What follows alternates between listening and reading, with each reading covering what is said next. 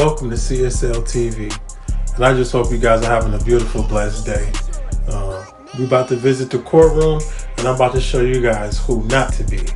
But before I get into all that, I just hope y'all subscribe to the channel. You know, the best thing about subscribing to the channel is you be helping me out by doing a good deed, and it costs you or me nothing because it's free. Like the video, comment down below what made you watch CSL TV.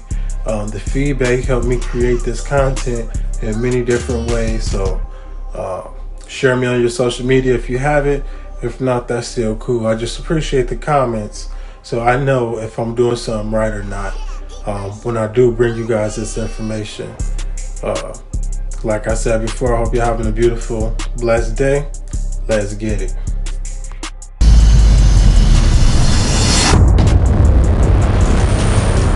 The following program shows the proceedings and hearings from courtrooms around the country. Not all outcomes are known or final. All parties are presumed innocent until proven guilty in a court of law. Due to the intensity of some of these scenes, viewer discretion is advised.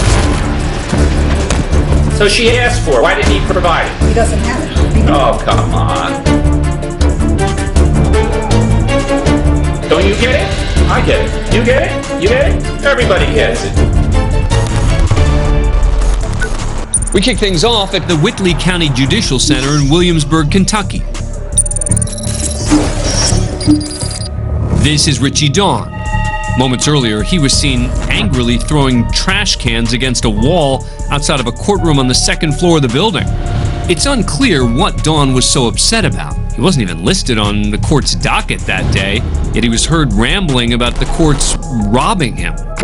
As he makes his way towards the exit, Chief Security Officer Tommy Hurst attempts to arrest Dawn for disorderly conduct. But the trash tosser quickly becomes a trash talker, telling Hurst he's not stopping.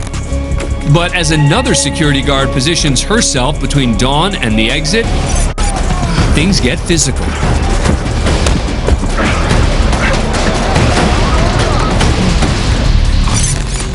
Hurst grapples with Dawn from behind. Dawn then snatches the security wand and smashes Hurst multiple times, splitting his head open.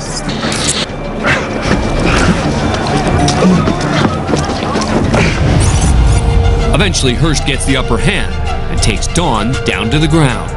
Later, he'd need 6 staples to close the gash on his head and still had no idea why Dawn was so enraged. I didn't know at the time. The only thing that I was getting out of him is that he had got robbed. He had everything took away from him. He wasn't making clear sense to me.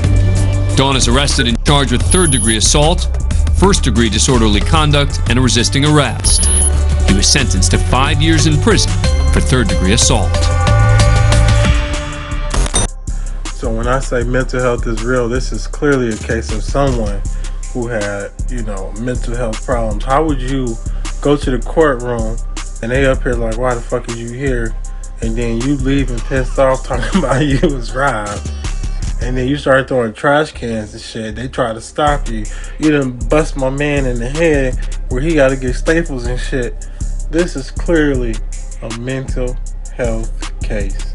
And after he get out of jail or prison or wherever they send him, he needs to get his mind checked out, because we don't need fucked up, enraged people for no reason. Because, I don't understand it. Ain't no way in the hell I'm going to a courtroom for no reason just because I feel like whatever he was rambling, they say he was talking about being robbed or something. I don't know. But y'all let me know. Next, we're in Newark, New Jersey, where Judge James Convery is overseeing a divorce hearing. On one side is Benjamin Taylor and his attorney, Yvette Ramos Alvarez. And on the other is his soon-to-be ex-wife. To establish Taylor's total yearly income, a copy of his Social Security earnings statement has been requested by his wife's attorney. Now Ms. Polsky comes back after everything was finished except for the Social Security earnings statements, which he does. Social Security every year indicating the earnings statement. He gets his earnings statement. Okay. He gets it. He gets it every year. So she asked for it. Why didn't he provide it? He doesn't have it. He threw it away? I would presume he did. Oh, come on.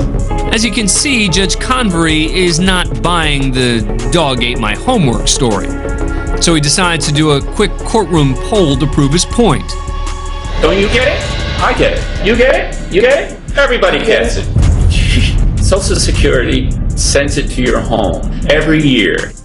Alvarez, however, disagrees based on her own experience. No, I don't get it. They sent it to my home 4 years ago. I haven't received it in the last 3. This is the final moment before he says something he'll regret. Well, when did you become an illegal alien?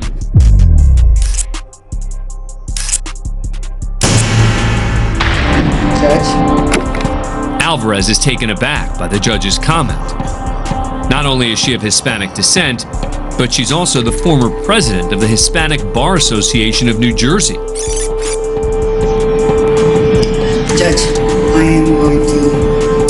That was a totally inappropriate comment. I didn't mean it. Listen to me.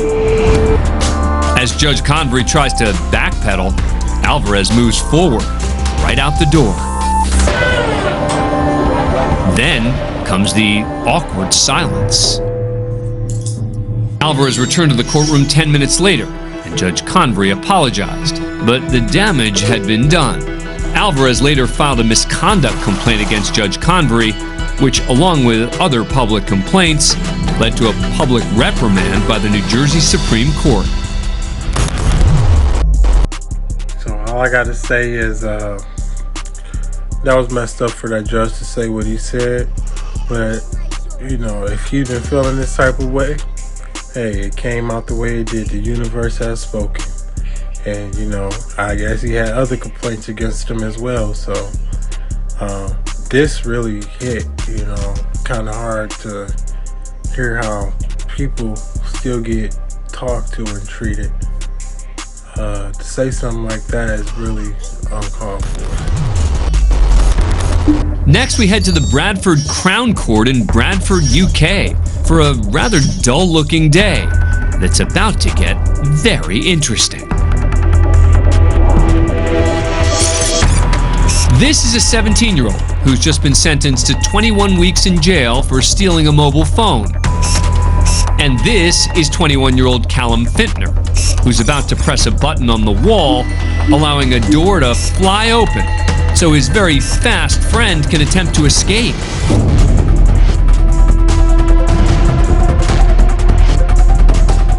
In an instant, it goes from alleged co-conspirator to full-on cheerleader.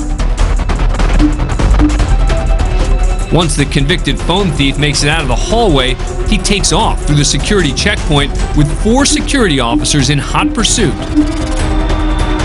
and his loyal friend trailing close behind. It's obvious from the security camera footage that the teen's speed is just too much for the Bradford Crown Court security team. By the time they get outside, 1, 2, 3 guards seem to decide it's just not worth chasing him any further. But one dedicated officer refuses to quit. He keeps up the pursuit, though at a slower pace. And of course, Fintner shows again and heads down the stairs, presumably to meet up with his friend and celebrate the successful getaway. Unfortunately for the daring duo, the mobile phone bandit was caught 2 days later and given an extra 6 months in jail for the escape. As for Fintner, by the time he stepped in front of the judge, he decided not to press his luck. He pled guilty to aiding and abetting his friend's escape and was sentenced to 3 months in jail. Hey, he said he'd down to do whatever for his homie. But what he didn't know is when him and his homie got caught, how much time he was going to get. Now, if it was me, I think they got a little slap on the wrist for a little ride they went on. I mean, they definitely got a story to tell at the end of the day, because I'd never do no shit like that. If I had to be honest with myself, that's a little too hot. And you know what I'm saying, seeing all this go down and just a bystander helping out, nah. Swipe up. You wild. That was a cowardly act today, to come out and ambush people coming off a ball field. That makes you tough? I think not. Some Some football players at a Philly high school had just finished scrimmaging against two other schools on Tuesday when cops say gunmen ran up and opened fire. And one 14-year-old player was killed. 4 other teens were hurt. And surveillance video shows the moment 5 gunmen got out of an SUV and started shooting. Cops said Wednesday they think the shooting was targeted, with one gunman running after a 17-year-old victim. He drops him, and then he proceeds to stand over top of him, presumably to finish him off, but he runs out of bullets. Police say they are still looking for who did this, but think all the shooters were underage as well. Of course, we're going to keep you posted as we learn more.